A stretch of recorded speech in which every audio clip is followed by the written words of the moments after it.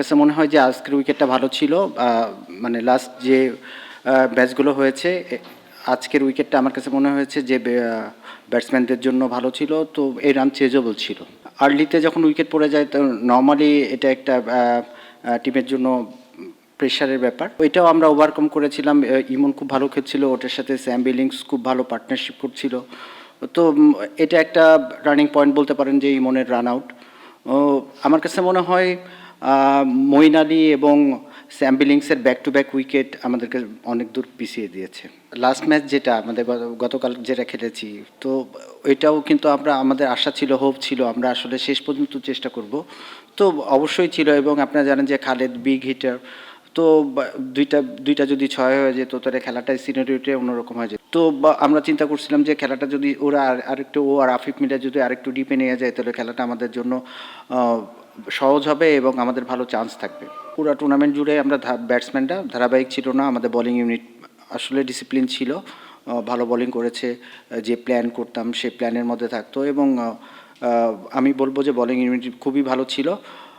ব্যাটিংটা ধারাবাহিক ছিল না। আমার কাছে মনে হয় যে আমরা টপ অর্ডার নিয়ে সবসময় স্ট্রাগল করেছি। তো ওই টপ অর্ডারটা যদি আপনারা জানেন টি-20-তে প্রথম 6 ওভারে খুবই ইম্পর্টেন্ট। তো ওই জায়গাটা দেখা যেত কিছু ম্যাচে আমরা আসলে মোমেন্টাম ওইভাবে ক্রিয়েট করতে পারি নাই। তো এটা আসলে আমাদের ওপেনারদের যারা আমরা নিয়েছিলাম তাদের পরে ট্রাস্ট ছিল। জানেন যে রনি তালুকদার বা জাকির যারাই খেলেছেন এখনও, তুষার। তো আমরা যে ধারাবাহিকতাটা ওদের কাছে আশা করেছিলাম ওই ধরনের পারফরমেন্স আসলে তারা দিতে পারে নাই। তো এটা আমাদের জন্য একটু মানে প্রত্যেকটা ম্যাচে আমাদের জন্য একটু চ্যালেঞ্জিং ছিল। কেন জানেন যে আর্লি উইকেট পড়ে গেলে আসলে রিবিল্ড করাটা প্রত্যেক ম্যাচে মিডল অর্ডারদের জন্য একটু ডিফিকাল্ট হয়ে যায়। তো এই জায়গাটা আমার কাছে মনে হয় যে আমরা একটু ব্যাকফুটে ছিলাম। আমাদের কাছে মনে হয়েছে যে যে ধরনের উইকেটে এর আগেরতে যে ব্যাটিং করছিল ওই জায়গাটা যে খেলছিল তুষার, আমার কাছে মনে হয়েছে যে উইকেটের যে বিহেভ করছে বা কন্ডিশনের যে অবস্থায় ওখানে বল মুভ করছে, সেখানে একটা প্রপার ওপেনার খেলালে আমার কাছে মনে হয়েছে যে সাকসেস হওয়ার সম্ভাবনা বেশি থাকবে। তো আসলে সব কিছুই অনুমান নির্ভর, সব চিন্তা করে আসলে করা হয়। ফেল করলে তো ফেল করলো, বা সাকসেস হইলো। তো এটা আসলে ওইভাবে চিন্তা করে জাকিরের মিরাজ লাস্ট ইয়ার যেভাবে পারফর্ম করেছে এই বছরটা আসলে সেইভাবে আসলে করে নাই। আমার কাছে মনে হয় যে স্টার্ট করাটা খুব ইম্পর্টেন্ট। আপনি যখন একটা টুর্নামেন্ট শুরু করবেন, এবং আমাদের জানেন যে সিলেটে ব্যাক টু ব্যাক খেলা ছিল, আসলে ওই ধরনের চিন্তা করারও যে একটু চিন্তা করে আবার যে ব্যাক করবে, রিব্যাক করবে, এই ধরনের আসলে ওই রকম সময়ও ছিল না। তার মধ্যে ক্যাপ্টেন্সির প্রেশার তো একটা ছিলই।